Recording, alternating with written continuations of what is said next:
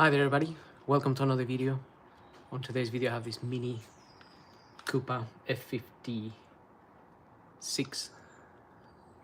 2015. I'm gonna be changing the battery.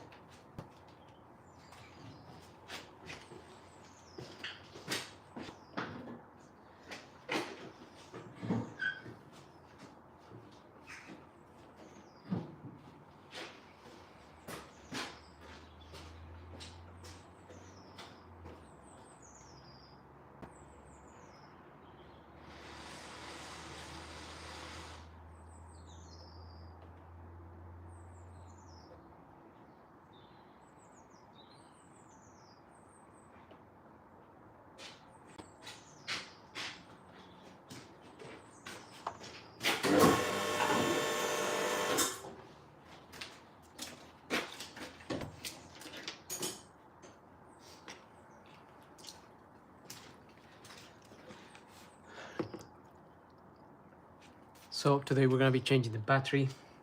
I'm just changing the battery on another car at the minute.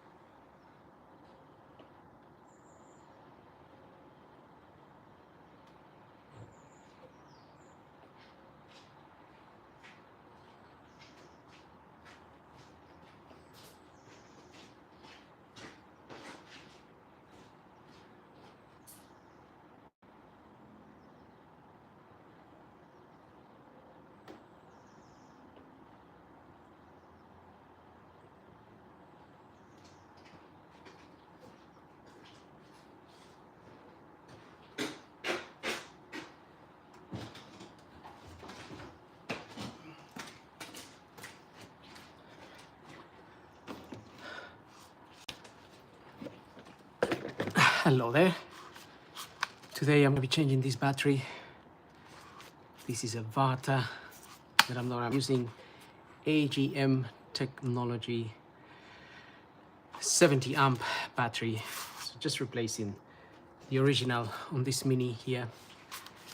It's a heavy battery, so obviously if you're doing anything like this, be careful.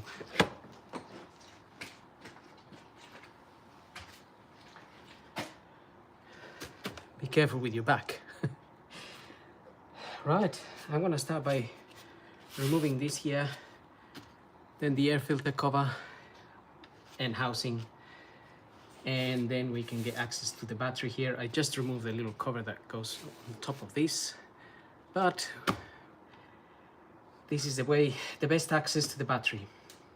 I do have a video on this, by the way, so you can watch it more calmly if you were gonna change your battery. But it isn't too bad of a job. Right.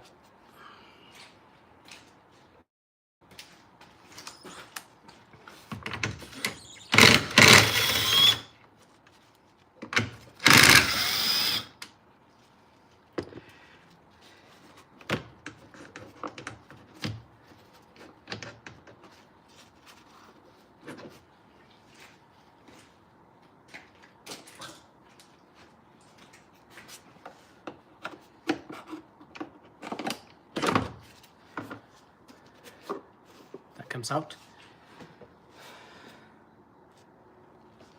So that was fairly easy.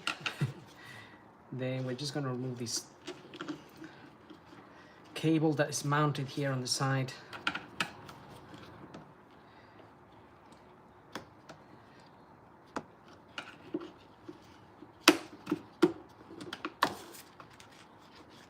The only thing with the battery on the BMWs and Minis is that we have to program it. I mean, you have to tell the car that you replaced it, basically. And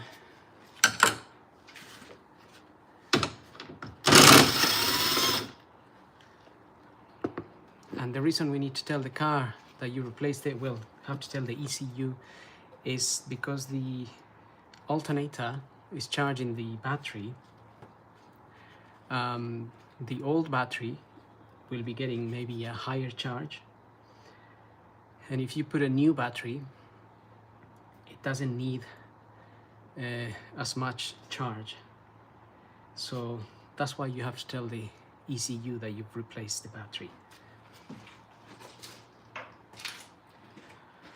I learned about that a few years ago. I didn't know, to be honest.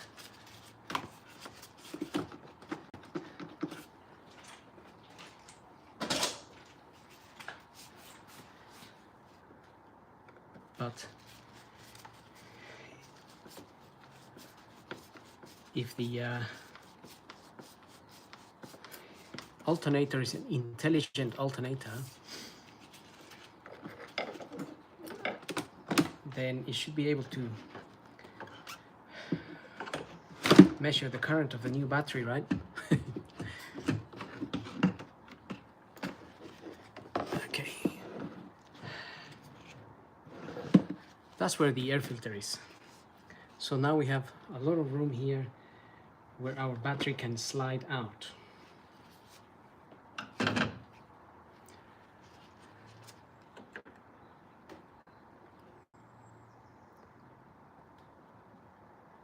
Hi there. You are, I don't want to pronounce your name bad, so hello, Mohammed. Mohammed? How you doing?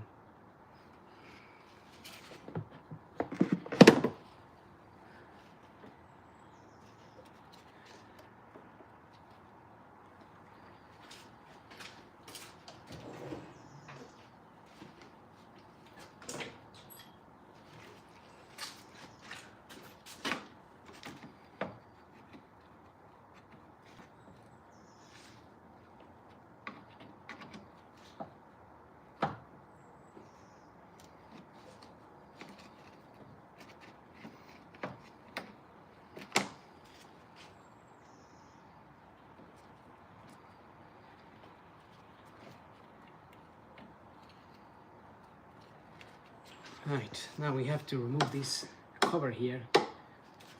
Two 13mm bolts. Maybe I can get you a bit closer to me.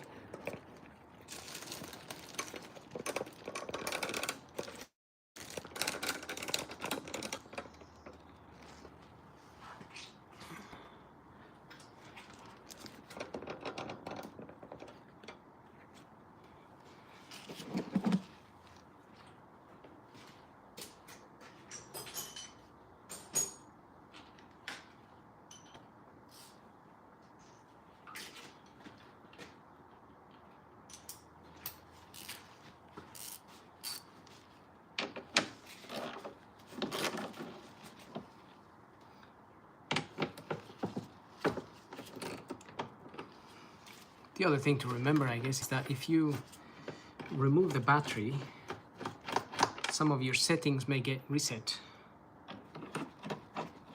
And you may need to program your things again, like the clock and whatnot. But with the newer cars, having GPS, they adjust the time and the date automatically. So the only thing it might be the Bluetooth, that kind of thing, that you may need to resynchronize. I'm not sure. Now there is these devices called the OBD memory retaining device. So you plug this device in onto the OBD and another battery, and then it keeps. The only thing I don't know is whether it keeps the terminal live here. I never actually used one of those.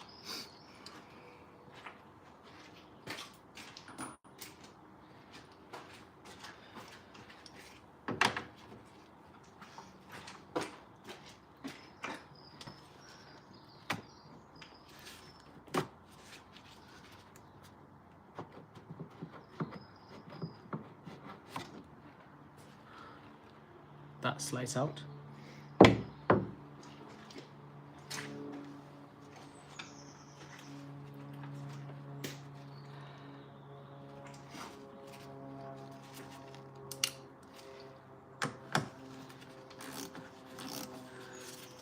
Another 13mm bolt down here. And the thing to be careful about here is that that terminal still is connected, it's a positive. My negative is still connected, which means if I touch that and the car somewhere, there's going to be a spark. So just things to remember.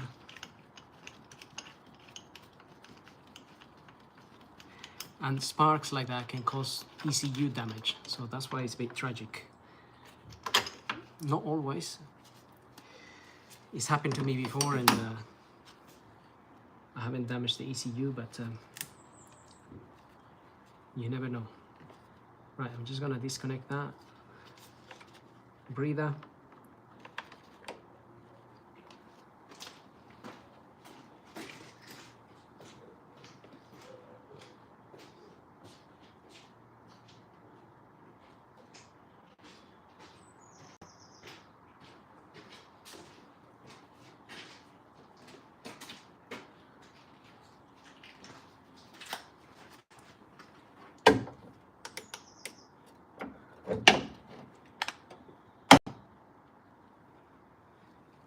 Having a light up there wouldn't be a bad idea.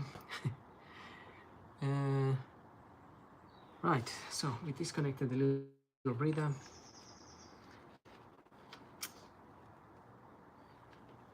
I wanted to open this because I'm going to check.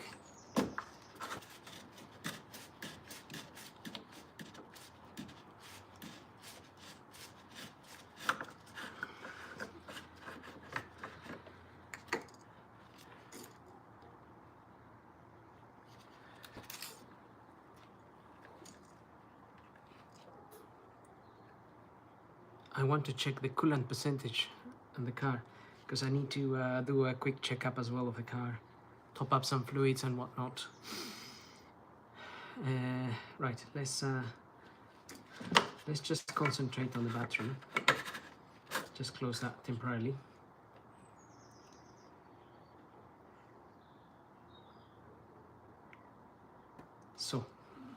I remove the clamp for the battery. I should be able to slide this a little bit.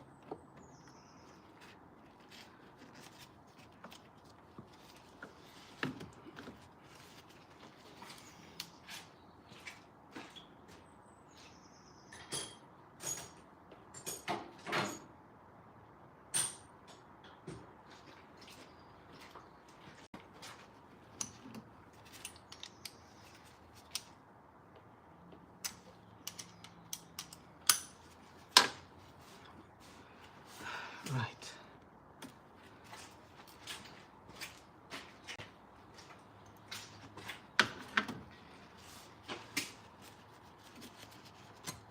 I'm just gonna put that there, so just in case I touch the negative and the positive here.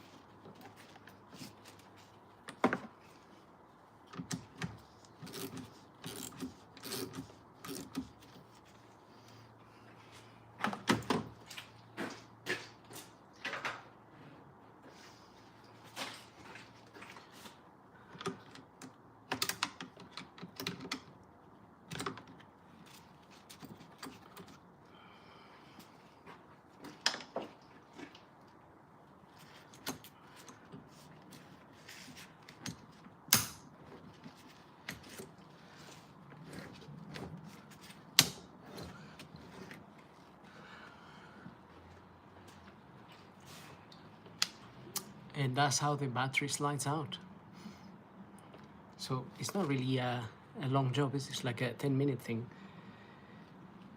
to take it out, another 10 minutes, put it back, another, I don't know, 10 minutes to record the new battery and whatnot.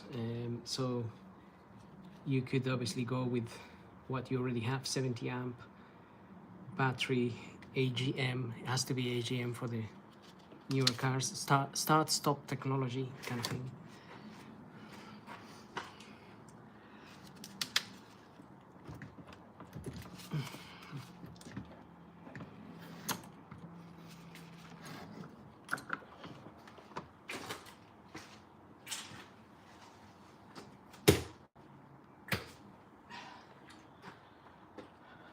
Those AGM batteries are really heavy. Or I need to go to the gym. But then again, I've been saying that I'm going to the gym for the past year and a half, and that hasn't happened.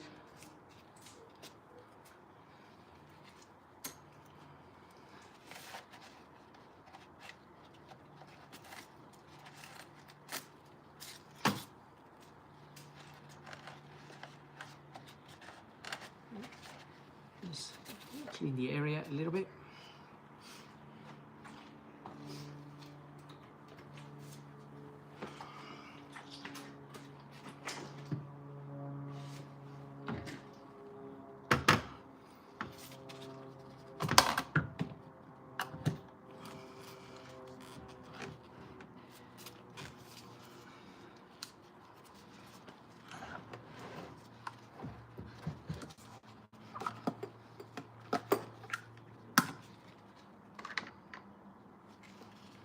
New battery goes in.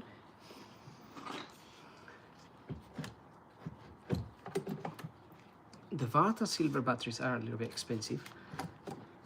You could go with a blue one. Having said that, that's even if you need to replace your battery, to be honest, the battery I'm replacing is in good condition. It's not bad as such. It's just that my colleague sold this car and he prefers it to go out with a new battery. So if anybody needs a battery, you would have to let me know.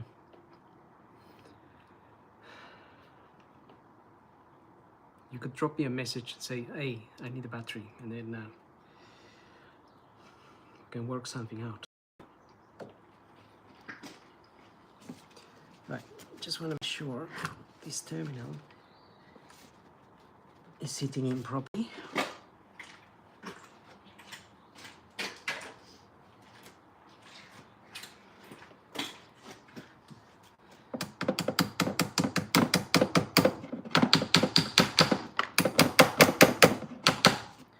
Just tapping in that terminal so it sits nicely there and secure.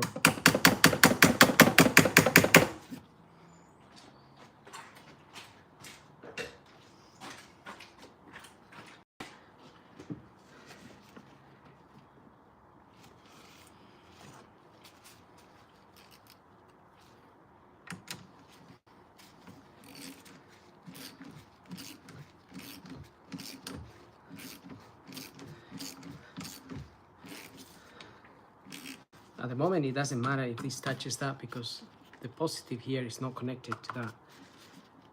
But I'm always a bit extra careful.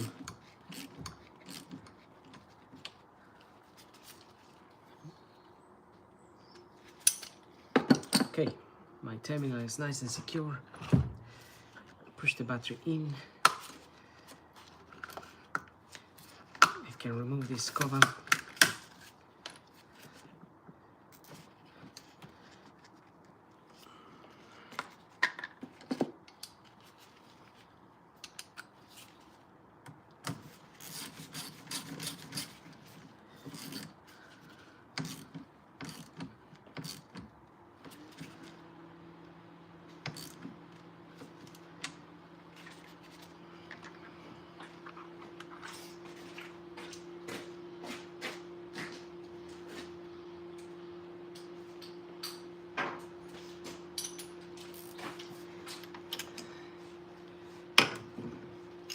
I just replaced the battery on another car as well. Right, so we can get this on there now. This is the clamp, keeps the battery in place, kind of thing.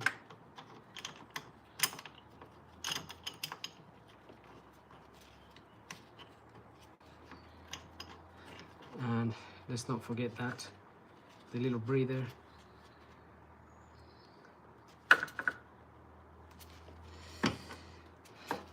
I have forgotten in the past, so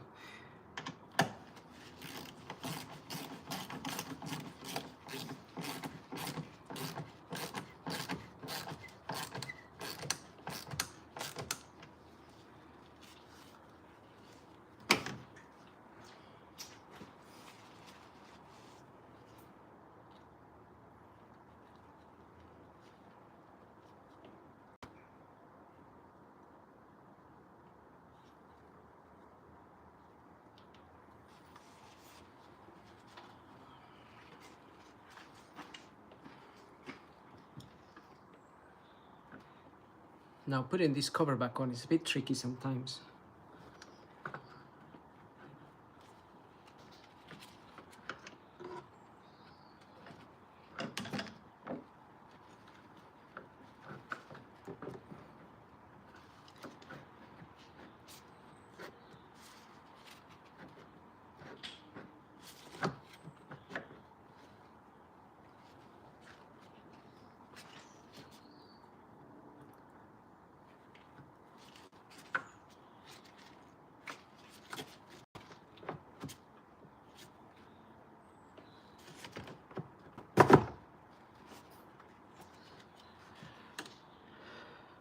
But that would be easier than usual.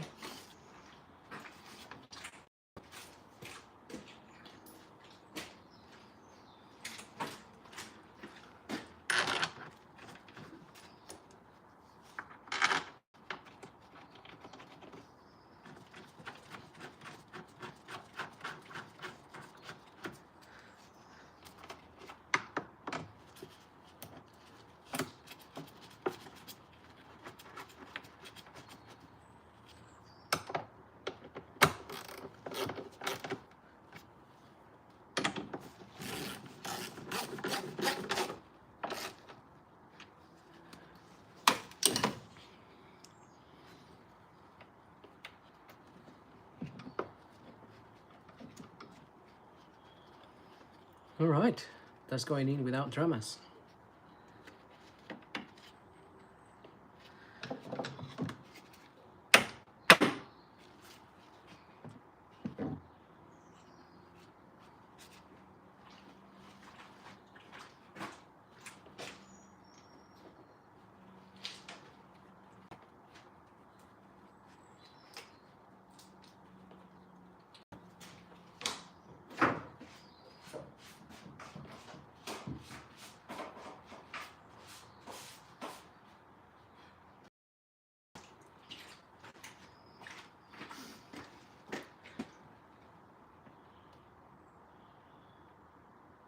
I think there was a mouse in this car, maybe at some point.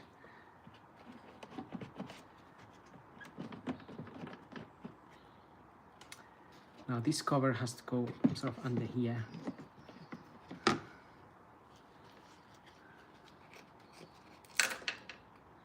So I think the mouse sort of destroyed this bit.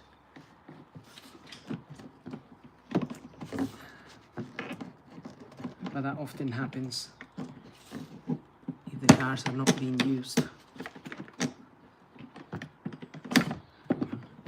Goes there. Okay.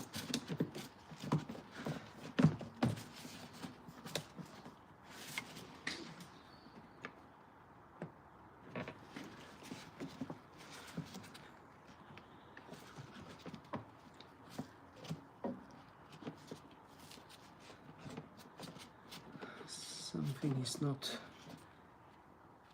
fitting very well here.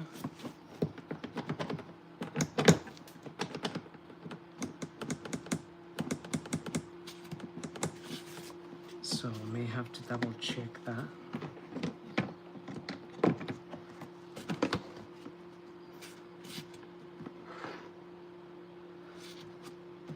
Okay, seems okay.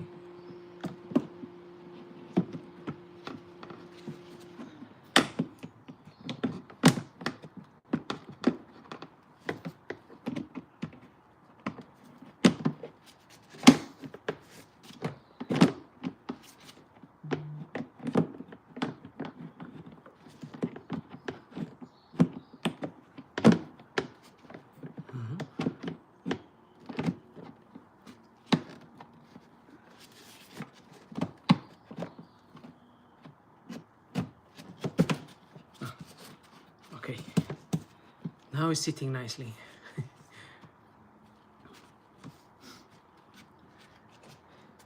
It's just horrible when sometimes obviously it can take a little while and you need a bit of patience when you work with cars, but sometimes people if it's not sitting nicely, they just force it into place, and then it doesn't look nice.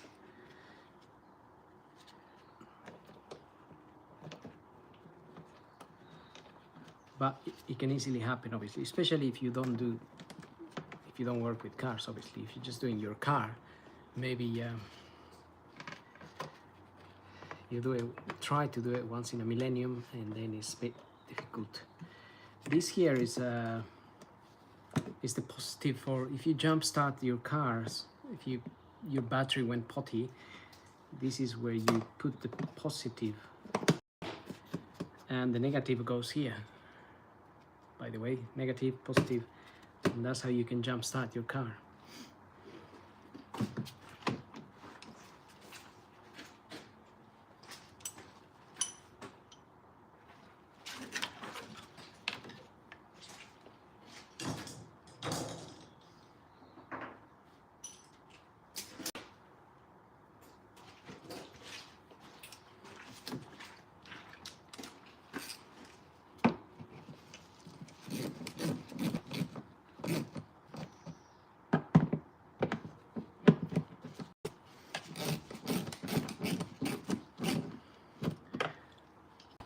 And a lot of these connections are just plastic, or they're going into plastic, so you don't really want to force them in or anything like that, because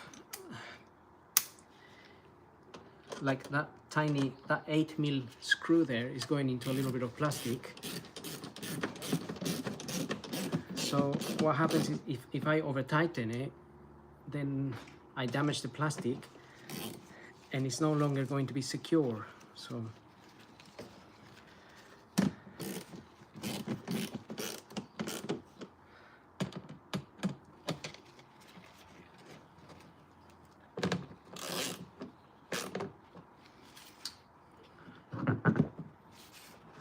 okay, now we can fit this cover here.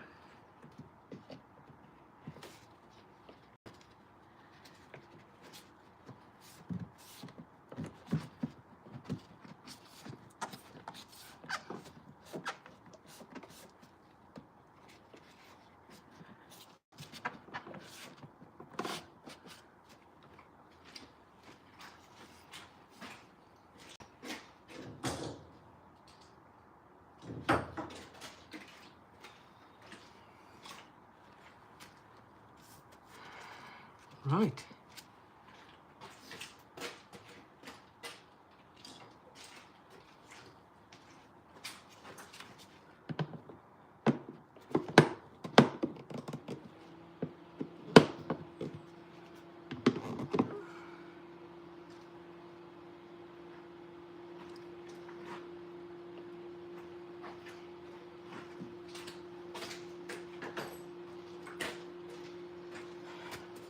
Right, I'll be back in 2 seconds. I need to switch the other car off that is running out there. But before I forget, I got a little bit of grease here, and I'm just gonna put a little bit of that grease on these mounts here.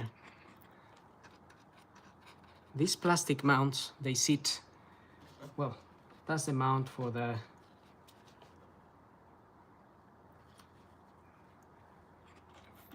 this air filter housing sits on these rubber mounts down here.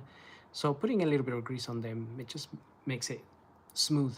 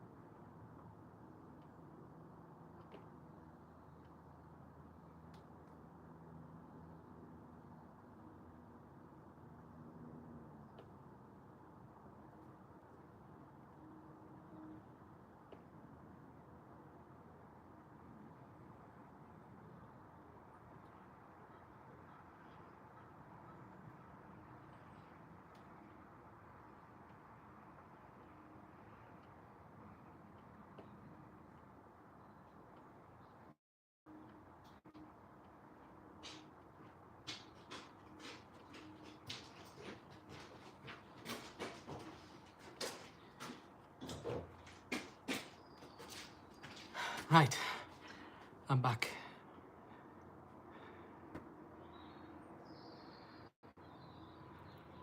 Hi Martin, how are you? Thank you for supporting my channel. I'm just changing, well, I've already done it, changed the battery. And we're going to use the OBD computer now to register the change. That's the only thing you do need, an OBD computer for changing, for registering the change.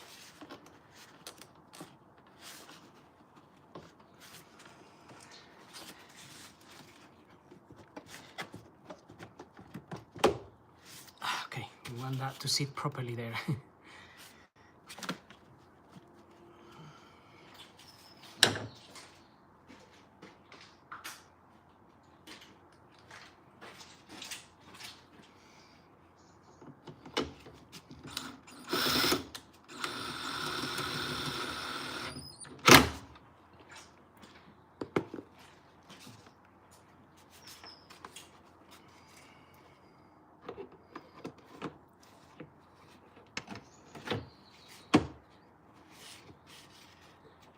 So that just slides in there.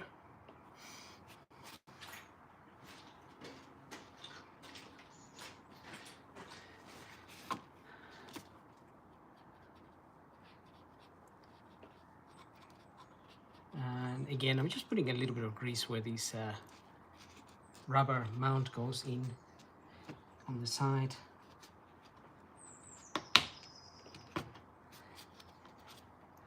Just makes it a little bit easier to slide.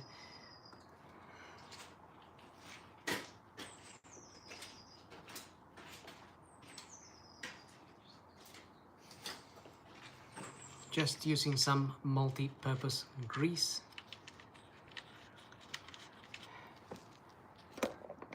And well, I'm just finishing off here, putting the intake.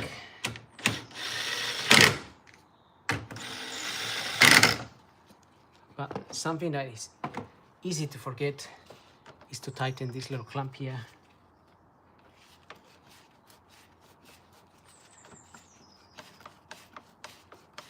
It's just that if you leave it, to be fair,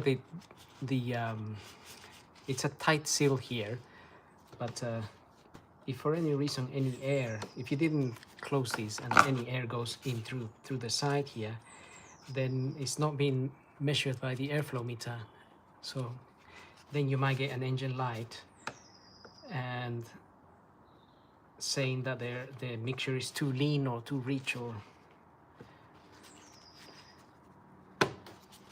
and all the other sensors trying to compensate for the extra air coming in the wrong way. so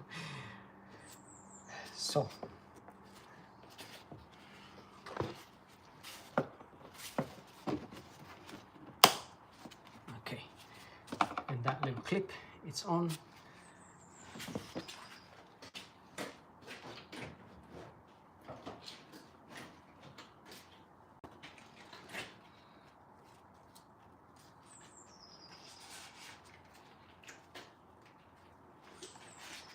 So I just need to do a little bit of boring paperwork, just write down when I change the battery, so obviously we know, we have idea when when it was done.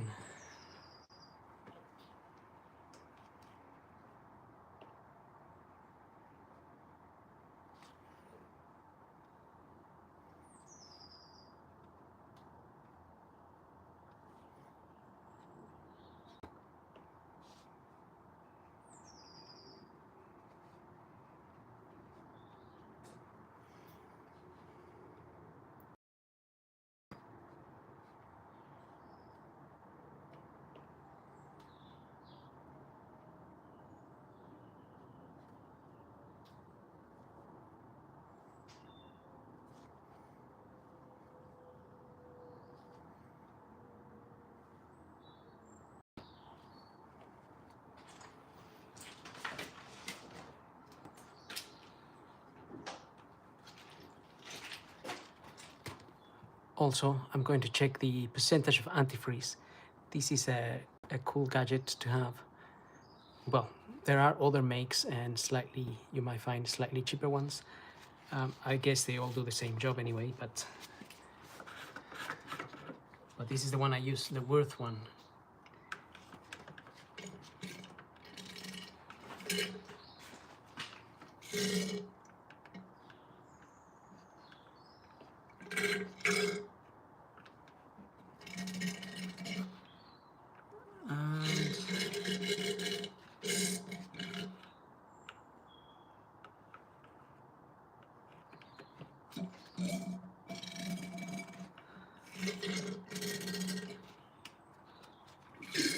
My coolant here is a little bit low.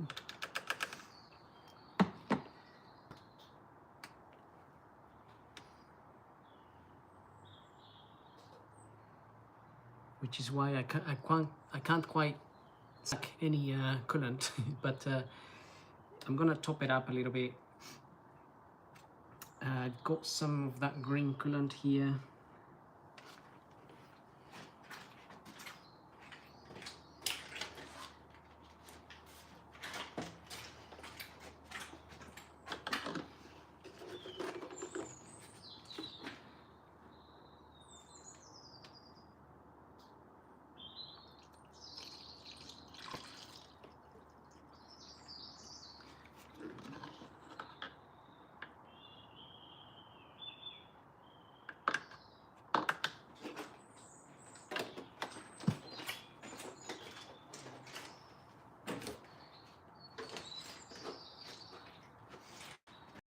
So with some designs you can't quite use the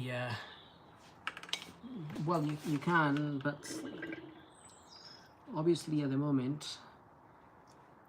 So basically that's what you do, you suck some of the coolant and then it shows you the temperature here.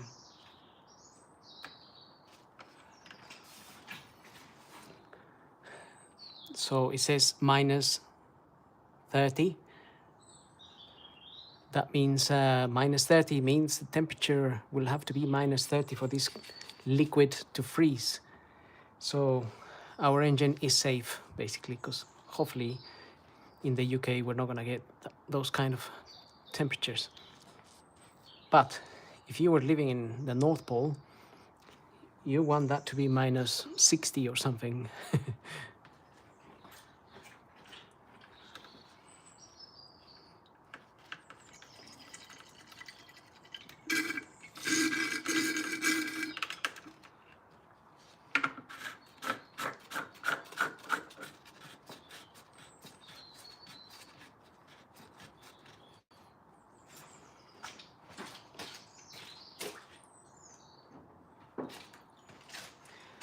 I must admit, every Mini I worked on, the coolant, even the older one, so the R56 and this is the F56, every year I do the service on them, the coolant is down a little bit. So I'm not sure how it's using it or consuming it, but it's down a little bit. It's not tragic, but other cars don't do that. And also they do consume a lot of oil. This is a new one though. The R56 does consume a lot of oil. This other one, these newer models are a little bit better. I haven't noticed that dramatic oil consumption as the R56. So anyway, we have our new battery. Sorry, that's not the new battery, that's the filter. We have our new battery sitting there, hiding.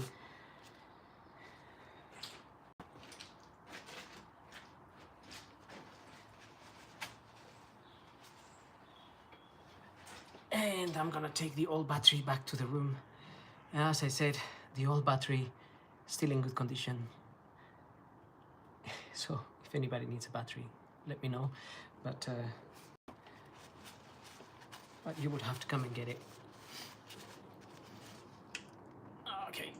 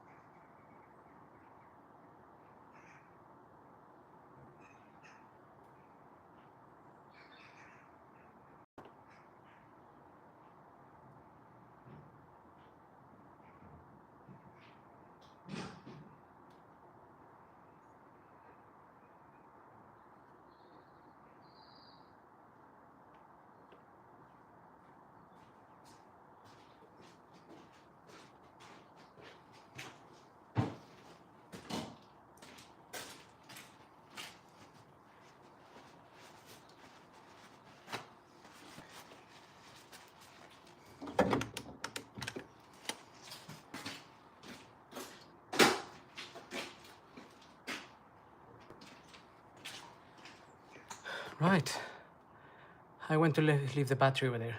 Now I am going to connect my OBD and then we can register the battery. But we can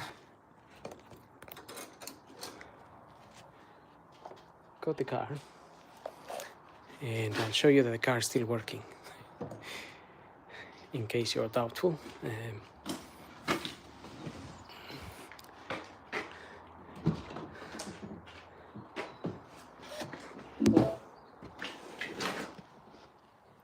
Okay, and I'm in the process of working here with the radio as well. It's a bit loose because I'm gonna be putting I'm gonna attempt fitting an interface. Well, let's get this car started. So car is running fine, everything's running okay. Car is done. This car is done 29,000 miles. It's fairly low mileage, but it says now set time and date. Obviously we changed the battery. So I'm also connecting the OBD as I mentioned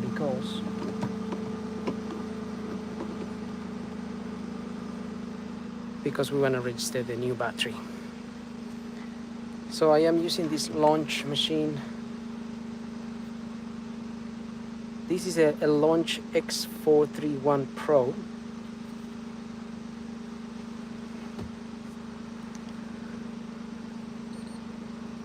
In order to do the battery registration. So let's do that. And I'm going to go to the menu here, see if I can.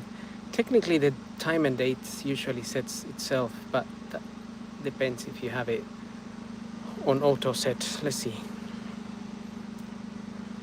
Settings. Settings. Time and date. Time. What time is it? 15 is gonna be 4 o'clock. So 1600. Literally.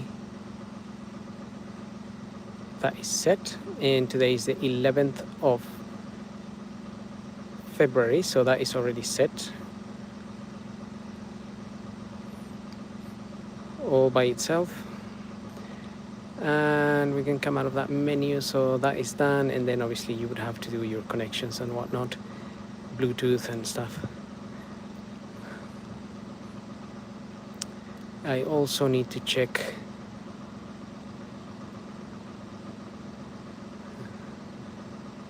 the vehicle service status. Vehicle status is, you could measure engine oil, you can reset the tire pressures from here. I don't know if you guys know how to do those things, but the engine we need to warm up a little bit more in order to check the oil level, service requirements. I just want to see July 26. It says July 27 for engine oil. And vehicle check, it says July 27. Okay, so it's the brake fluid the only one that would need.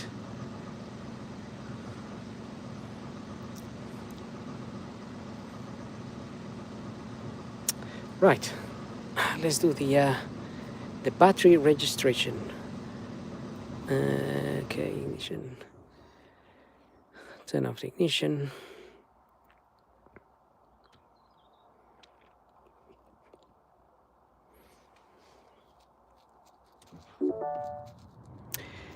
And I'm gonna try and do another live video in the next few days, if I can, of installing the rear view camera on this car with an interface. So I'm gonna use an interface that connects to the system here in order to have hopefully the camera coming up here rather than having an extra screen. Usually we have a mirror with the rear view camera for parking, I mean.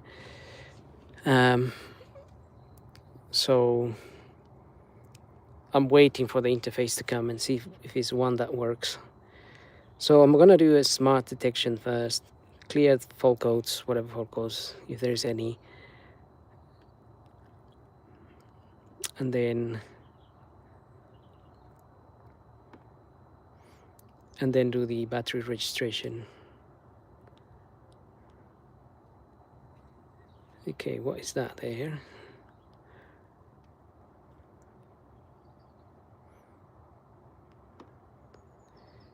Exterior tailgate push button. Sometimes you get faults that are not even driver's door. Switch off drive due to overvoltage. Okay. Well, I'm gonna try to clear that. Sometimes when you change the battery or you do some work where you unplug something or something, fault codes can be created. So we need to sort of clear them now and then see if they come back. I can check this next week. But ultimately, I need to find a menu for registering the new battery. When you don't do when you don't work on the same cars every day, then obviously okay, that's clear. So let's go to special function and battery modifications and battery replacement is there. Register battery exchange.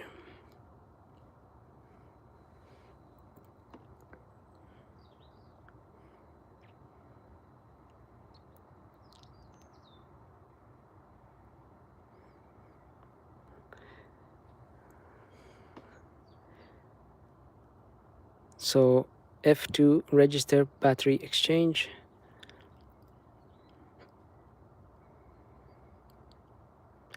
And it says enter battery exchange, same capacity, higher or lower capacity, change from normal lead acid battery to AGM or EF battery. So I've done the same. So it's basically a same capacity, same battery. We don't need to mess around with anything else here.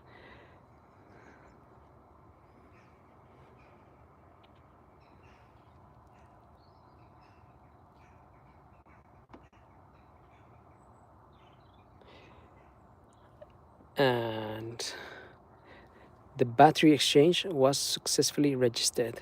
The following was set, the kilometers, and last but one battery change, 0 kilometers.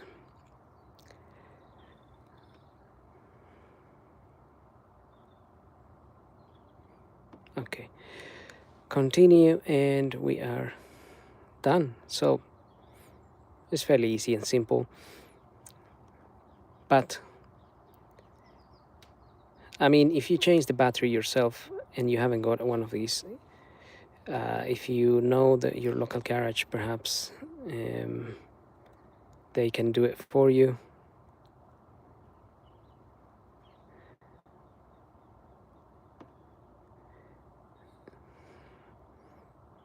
Okay, well, this is just doing, it's just setting the time and date, which was already set anyway.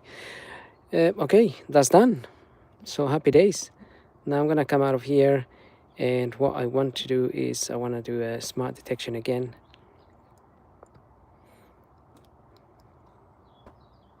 And then after this, if you guys stay around, I am going to top up some screen wash fluid and just check the overall condition of the car, which is in fairly good condition. So like I said, it's only done 29,000 miles. Right, no faults there, so that's good. Now I can exit this. Oh, actually, yes, now I can exit this. I don't need to do anything else here. But what I'm going to do is I'm going to prepare for doing sort of a checkup of the car. But as far as changing the battery in the car, it's not really that difficult. So just take your time, do it calmly, and everything should go well. And yeah, like I said, I'm going to be tackling this possibly tomorrow if I get the device. Otherwise it's going to be Saturday or Friday. I don't think I'm in at work on Friday, but hospital appointments that I have and whatnot. Okay, let's see now if we can prepare for. So ideally what I'm going to do is I'm going to remove the wheels, check the discs and pads, condition of things, top up some screen wash fluid in this car. Screen wash fluid goes right there. So I'm just gonna switch the ignition off before I kill the battery. We do not wish to have a brand new killed battery, right?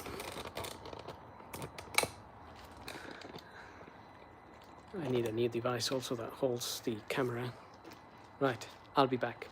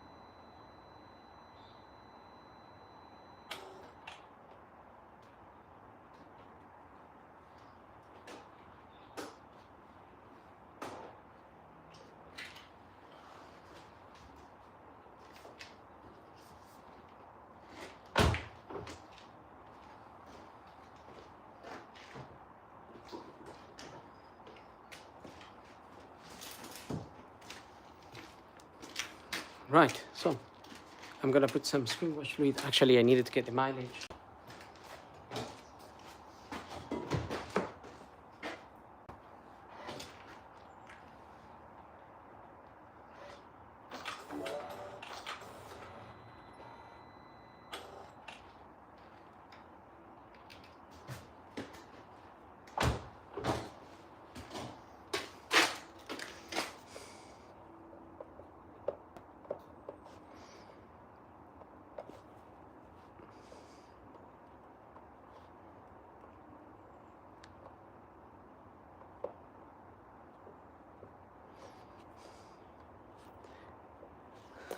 I will also be replacing the wiper blades, which I have somewhere here.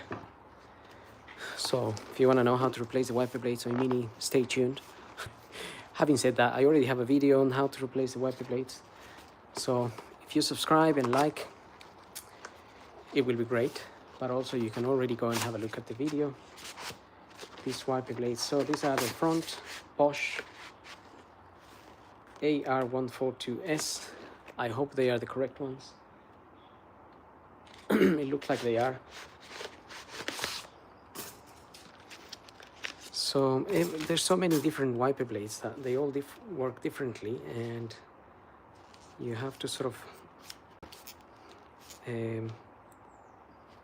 figure out. Every time I have to figure out how they fit. There are some that are really easy, not complicated at all.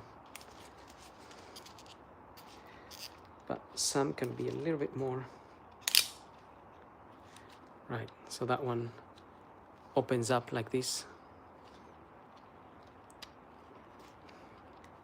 This is like a fancy cover, really, isn't it? Right. But basically your blade goes through there and then you lock it into position. But you have to press on the sides here to unclip it. Don't know if I do that now or later. I suppose I could do it now. Get it out of the way. That way I don't forget also.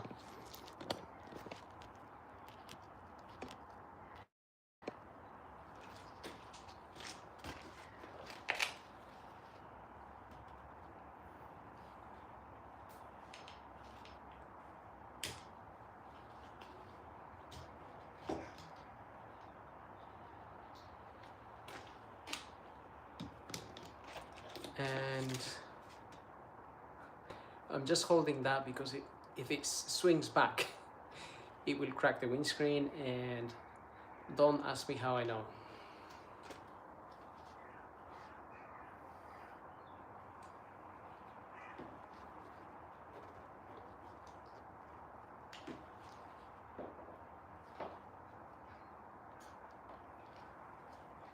These clips can be...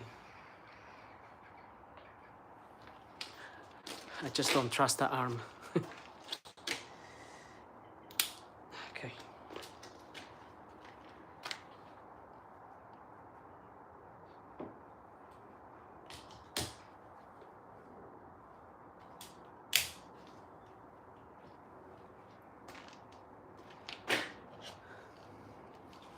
It is easy, but it's just you have to press on the sides here and lift this clip. It can be a bit hard. Make sure this is sitting properly.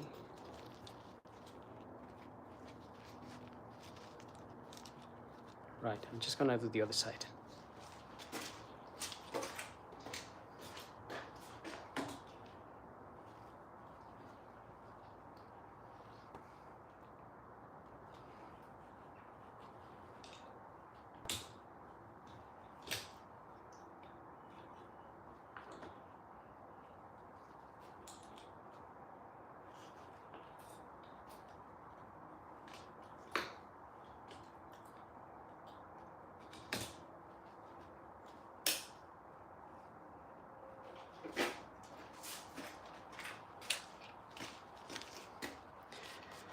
Again, these blades are not really broken or not really that bad, but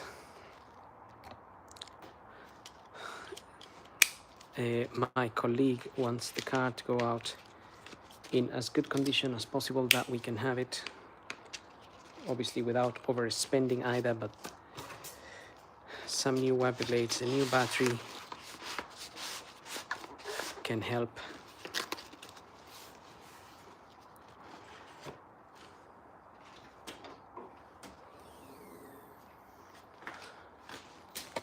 Right. Now I'm going to top up the screen wash fluid, and as always I recommend using the good, well, the proper screen wash fluid, because sometimes people just top it up with water, and water doesn't clean anything to begin with, and also if it goes below 0 it freezes.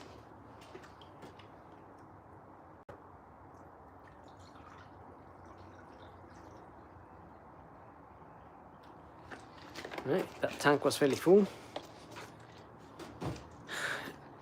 And the thing with water freezing inside of the tank, by the way, is that it can expand, you know, like when you put a bottle of water in the freezer, it expands and then it cracks. So that same thing can happen. And then you were trying to save money by not buying screen wash fluid, and now you have a cracked tank and somebody to change the tank, so it costs you 20 times the amount.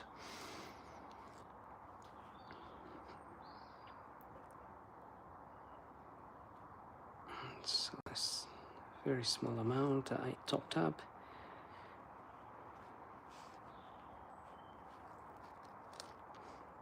So this car has done 1,000 miles since its last service, just a few months ago, so it doesn't need oil. Hopefully it doesn't need anything else, which is why we're just checking it. So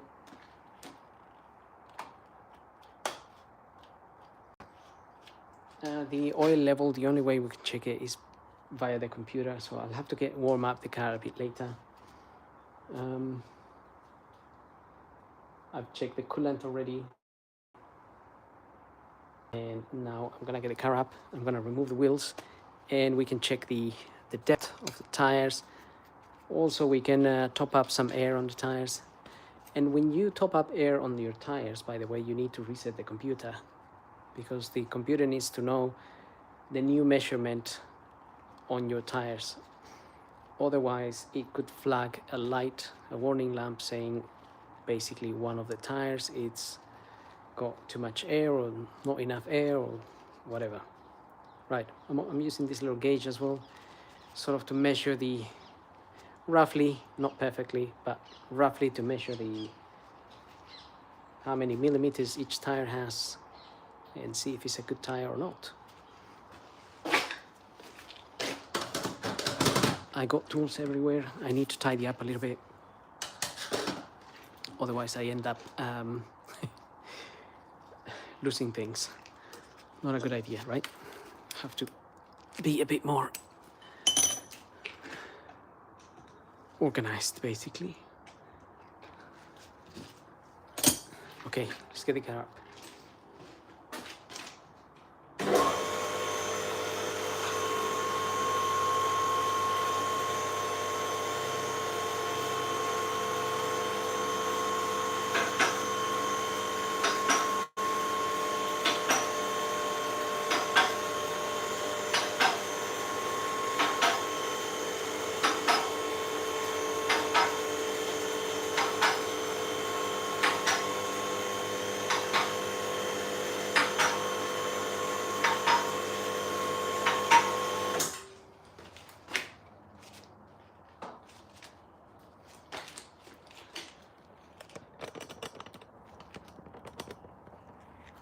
So I'm gonna go all around with my gauge and see more or less how many millimeters we have around the grooves here. So for example, this groove here has 5 mil and the ones in the middle have 6. So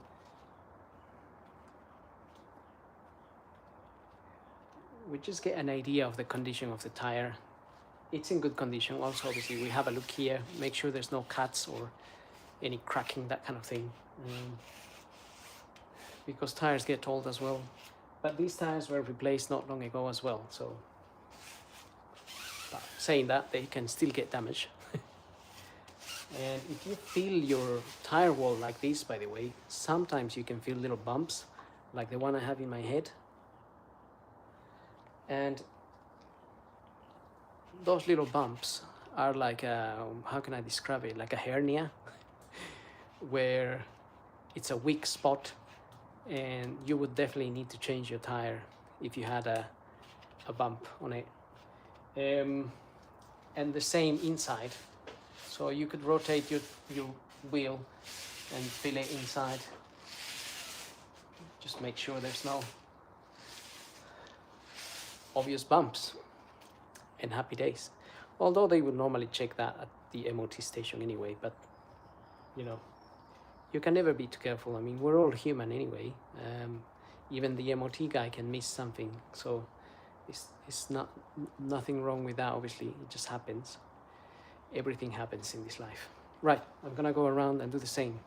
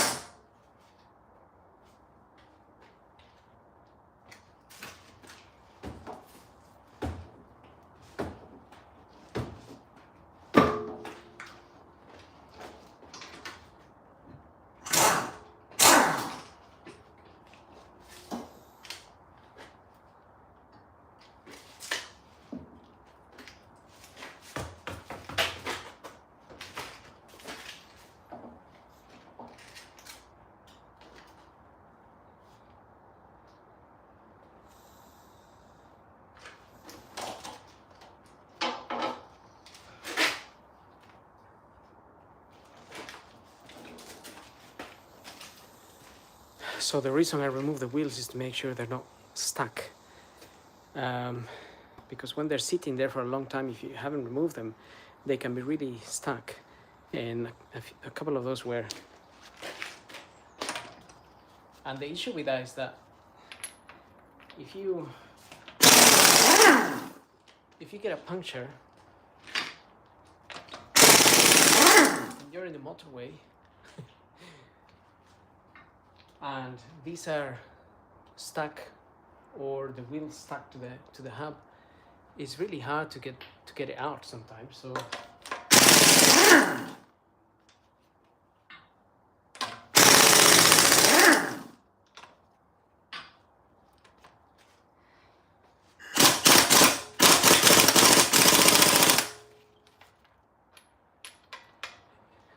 and I wouldn't expect that one to be so tight, because sometimes it breaks. But it is tight.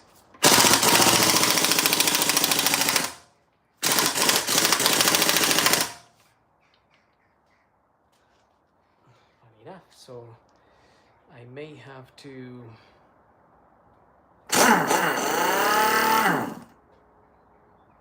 wait for my compressor to come on.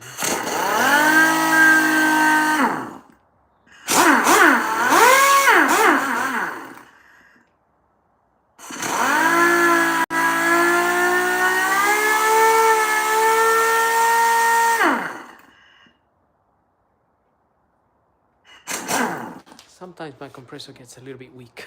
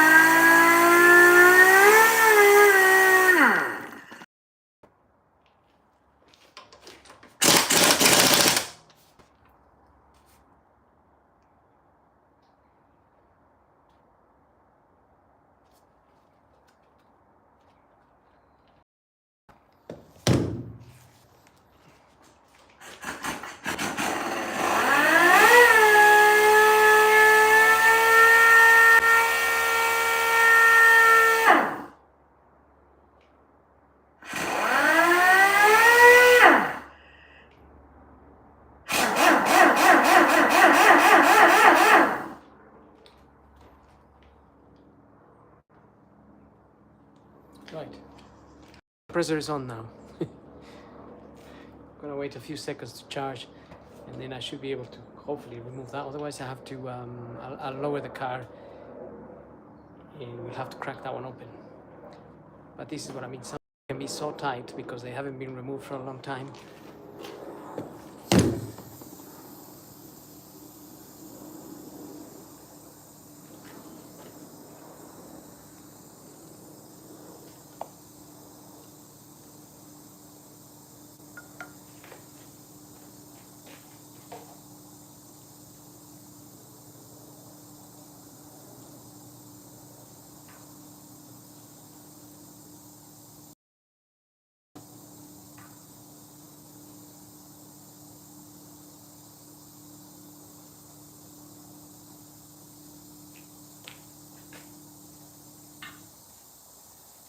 So I'm gonna go around as well, just putting a little bit of like anti-seize or a bit of copper grease on these studs, just a little bit on the wheel nuts. They do form corrosion and they do get stuck in there, by the way. So I know somebody said don't put grease on them because it disturbs the torque setting. However, I was looking at that, but I couldn't find any information on why would putting a bit of grease on this would disturb the torque setting. So if anybody knows, let me know. But in the meantime, I've been using that for like 20 years, putting a little bit of copper grease on this.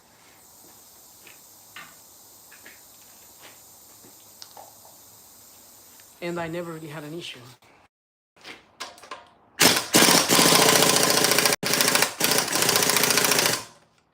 Okay, that's not working.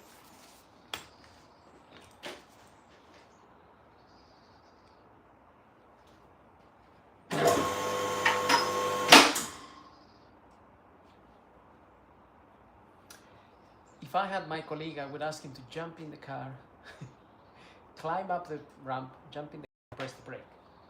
But he's not here, so I'm gonna have to lower it and crack this open on the floor with a power bar.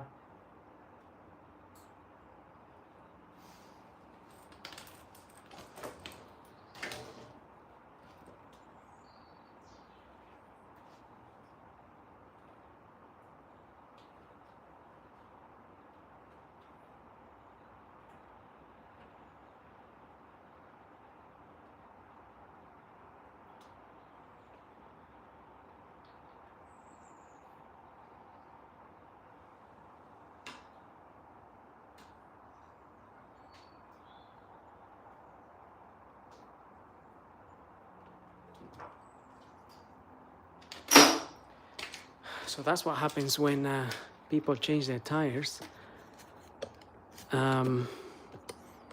or you get a puncture repaired or something.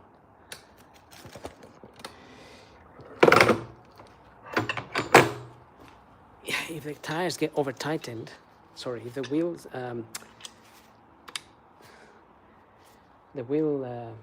bolts get over tightened, then you can't undo them. And in your toolkit, you get a bar that is about, it goes from here to there, something like that. And that little tiny bar is not enough power to undo bolts, and then that's why you see people jumping on them in the middle of the motorway trying to get the nut off. But it's because they don't usually come out, or somebody has over tightened it, and then we have to use a power bar like this to undo it. But you don't really carry power bars like this.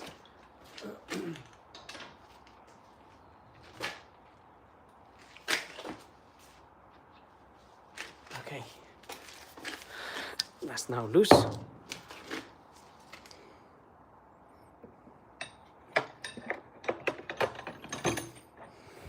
I can put this back in here.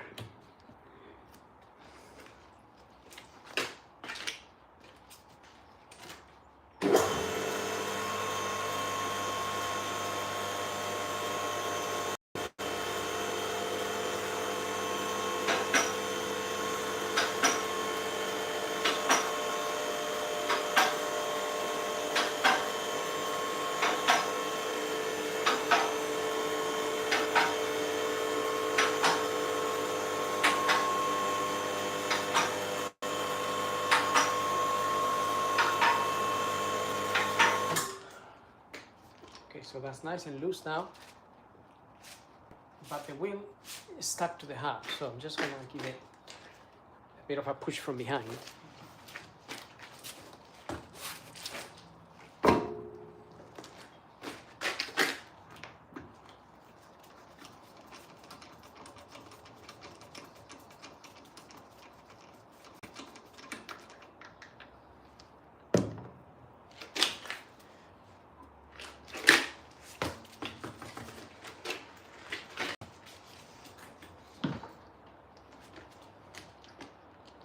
Now maybe you can see the condition of that. It's got corrosion around, not looking its best as it once was a brand new disc.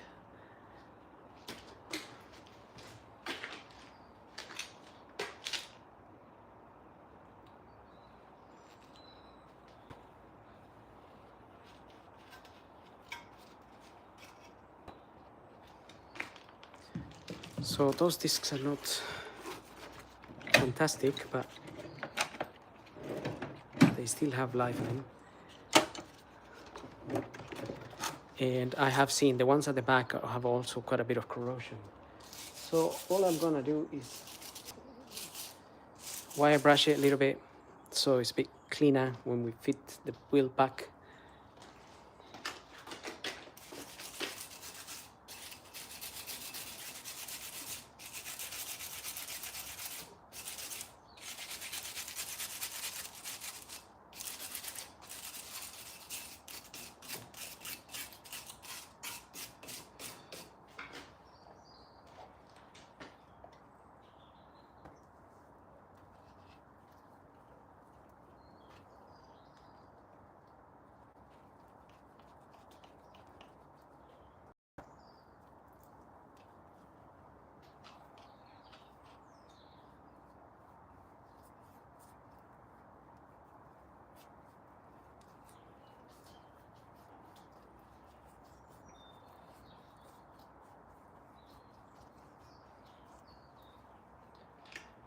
Right, that helps prevent the wheel from getting stuck. Next time you have a puncture, you'll be able to remove it easier. So at the moment, obviously, we are selling this car, and this car will come back for a service, most likely to me next year, and I'm just making my life easier as well. Or, well, if he goes to another mechanic, then it'll be good for him or her. So what I'm going to do now is I'm going to do the same all around, give it a quick wire brush and put a little bit of that copper grease around there where the wheel sits. So bear with me, I'll be back.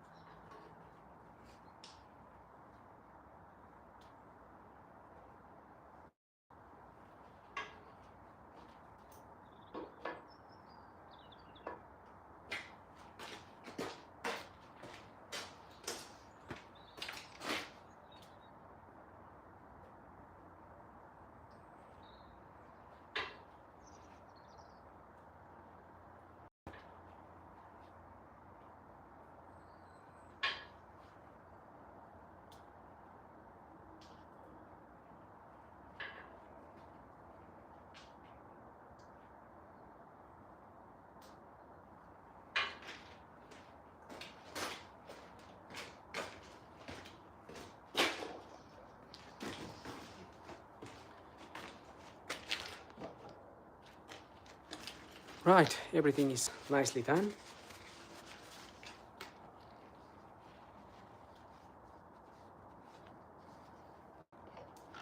And obviously, I mean, if you were doing your own car, I'm sure you want to look after it.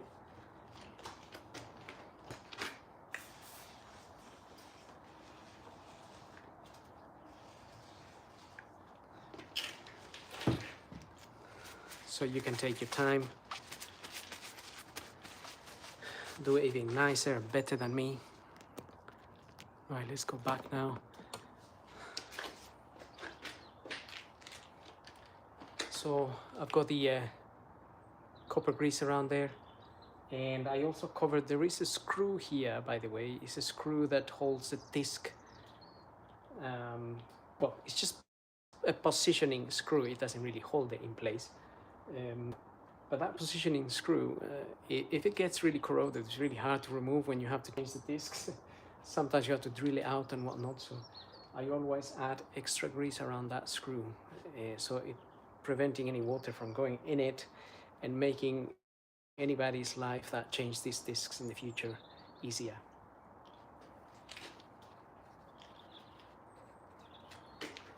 So this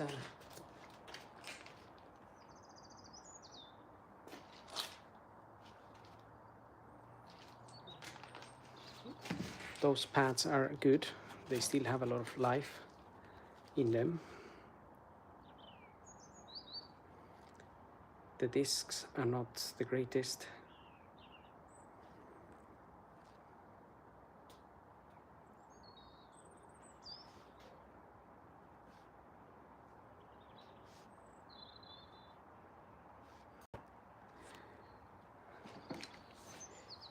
And I am going to check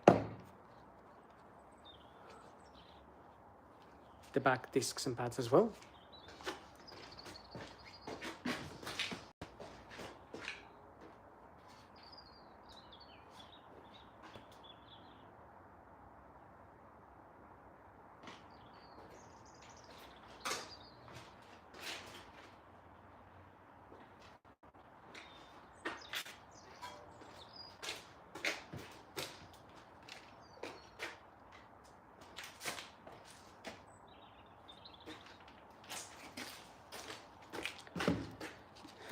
Right.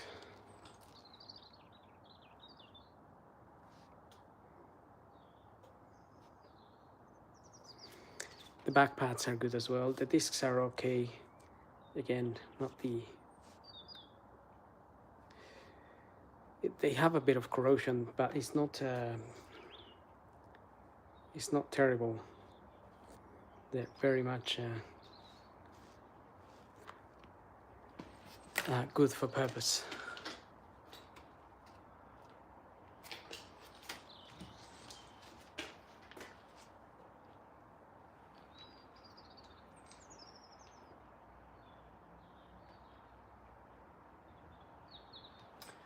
I don't know where this car was leaving, but it does have some corrosion. I'm just gonna put a little bit of grease on some bolts.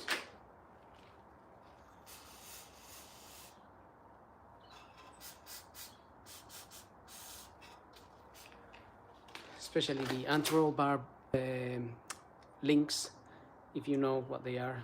These links that are connected to the anti-roll bar and the suspension. We often have to replace them. Well, I say often, but it's one of the things that we change most. And when you undo the nut, it's usually a pain in the neck. It doesn't come out because it's corroded. So sometimes you spend hours, even you have to angle grind it out. So I'm just putting a bit of grease on the nuts.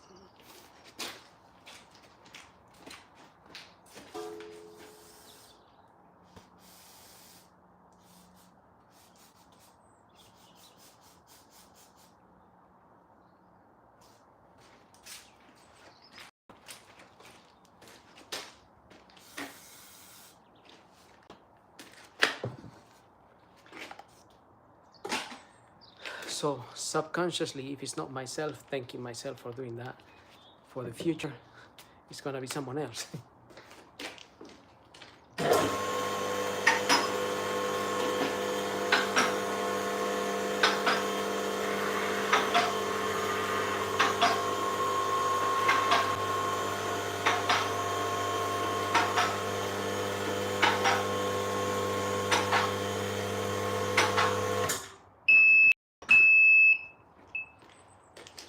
just gonna have a quick look underneath as well, make sure there's no obvious damage or any damage there.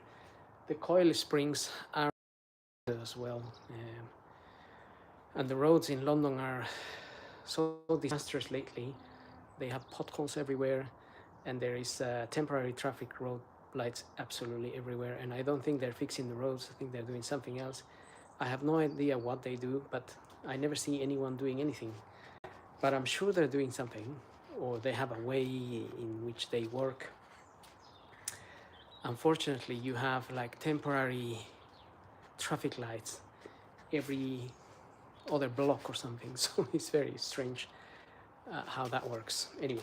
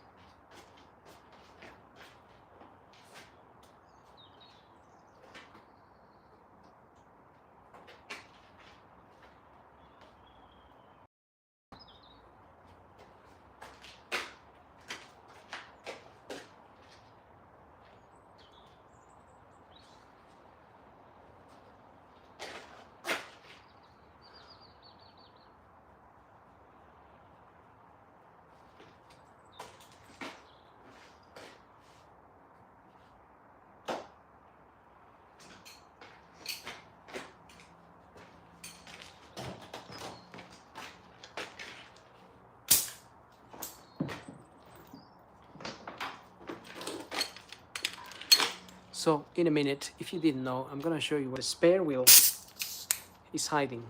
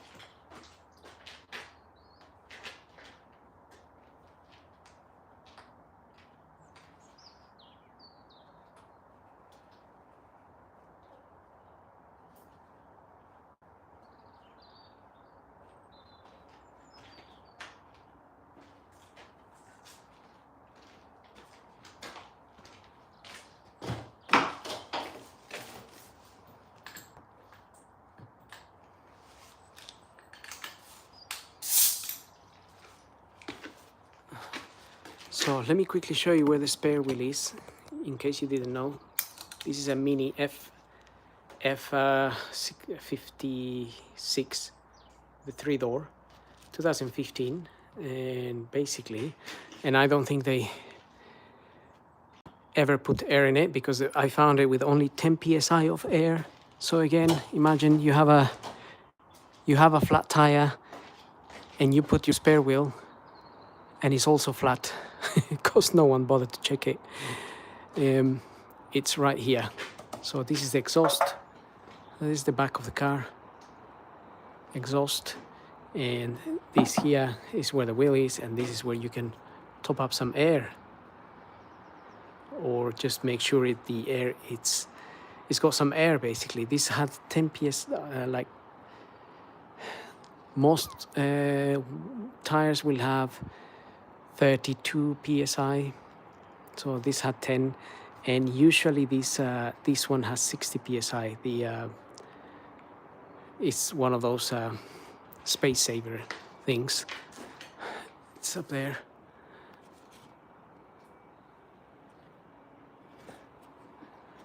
So worth checking it.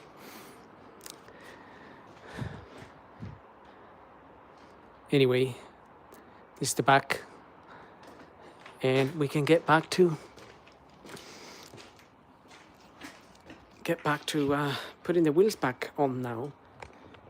underneath all looks okay.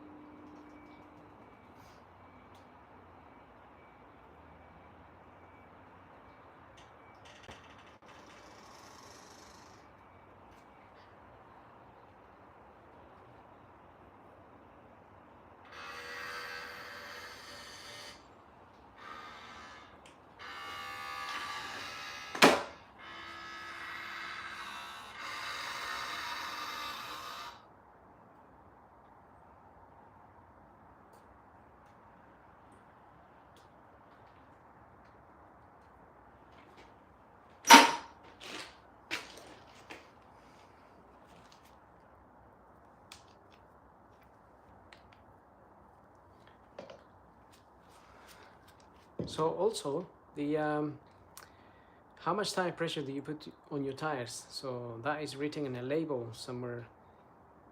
I think it's on the driver's side door. There is a label which shows you how much air you should top up your tires to.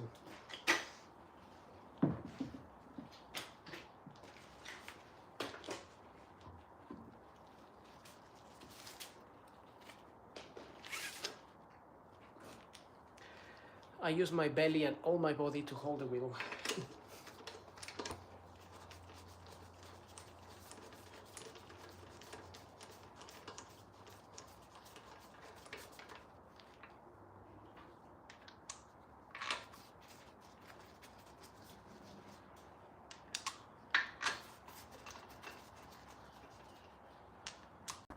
So just making sure the initial bit is biting, the bolt is biting, and it's all nice and smooth. That way you're not going to damage it.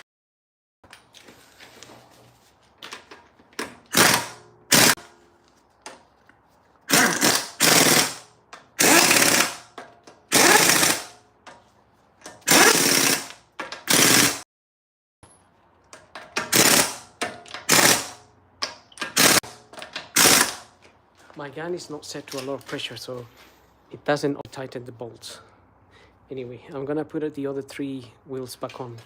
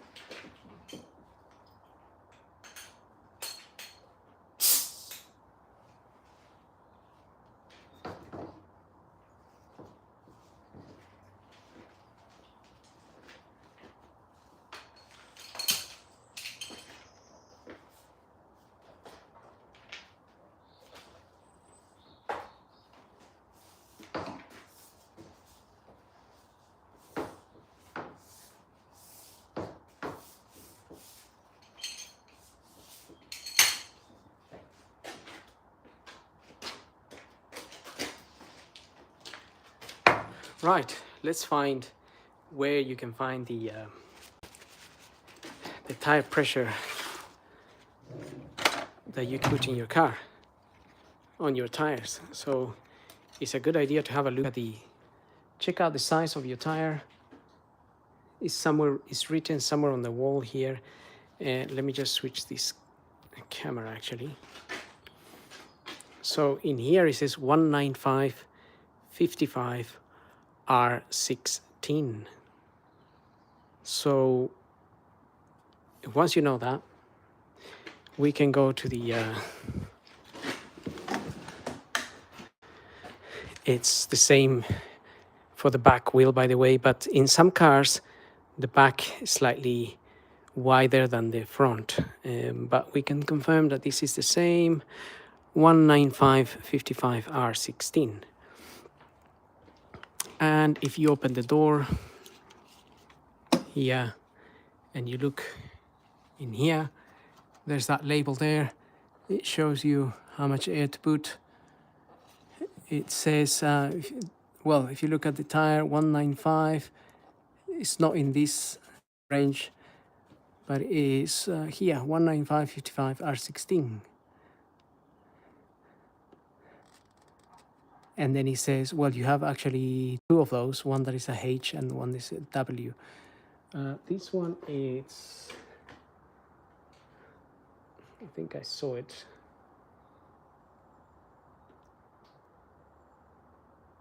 Well, it doesn't really matter because all of those tires have the same pressures here.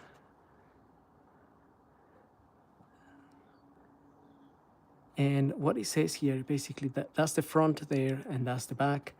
The front is 2.4 psi. The back is 2.2, not psi, sorry, bar, 2.4 bar or 2.2 bar. Or if you want to measure it in psi, it's 35 psi and 32 psi. And that is if you're like carrying two people, a light amount of weight. If you're carrying 4 people in the car, maybe some luggage or some extra weight, then it says here you should pump the tires up to 41 psi for the front, 38 psi for the back, or 2.8 bar and 2.6 bar. So in this case, this car is gonna go probably just one person. I'm gonna do 35 and 32. So that's what you would normally, if you have a gauge, if you went to a petrol station, you look at the gauge there, it shows you those numbers. Bar, it says bar on the side. No, you can't really focus that, but on one side it says bar, on the other side it says pounds per inch square, which is psi. So that's basically what you would do. So that's what I'm going to do now. I'm going to top up the psi, 35 for the front, 32 for the back.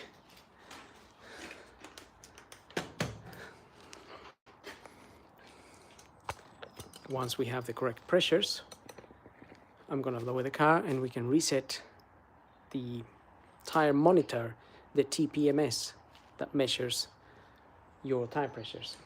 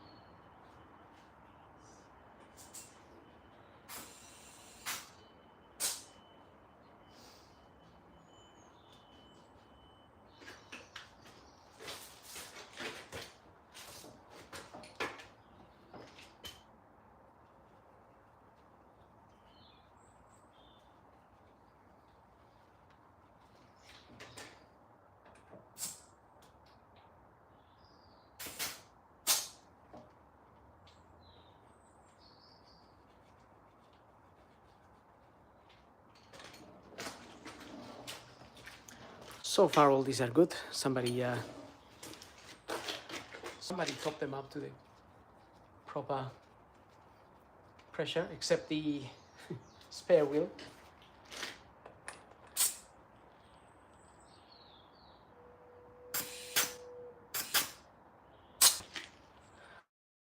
That needed a tiny little bit, but the spare wheel was pretty flat.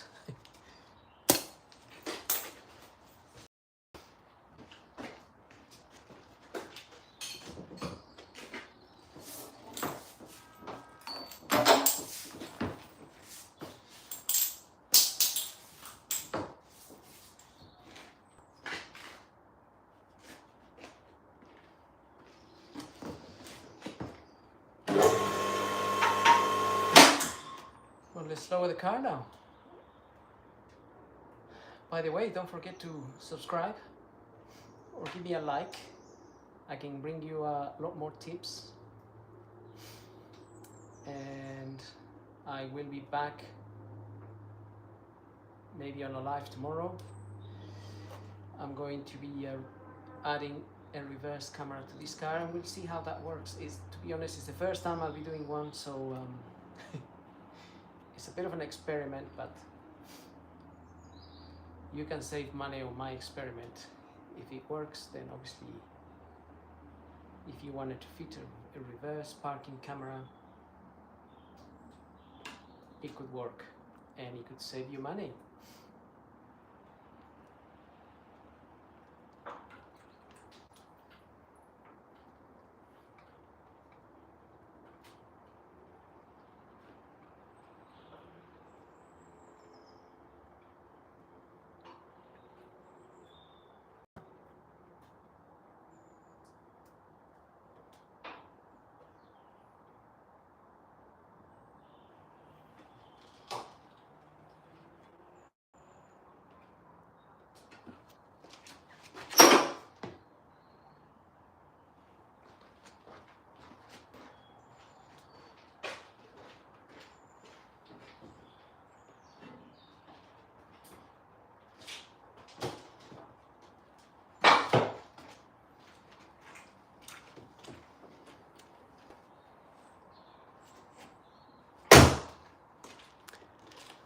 So I'm about to be finished here. The last thing we're going to do is we are going to, well, first I'm going to put this back before I forget. And then everything we talked about, having the wheels and the wheel nuts and the tires and everything properly so you can take them out in case you break down. If you haven't got that locking key, it doesn't work. Hang on, let me see if I open the... Yes. Right. Let's do the TPMS reset.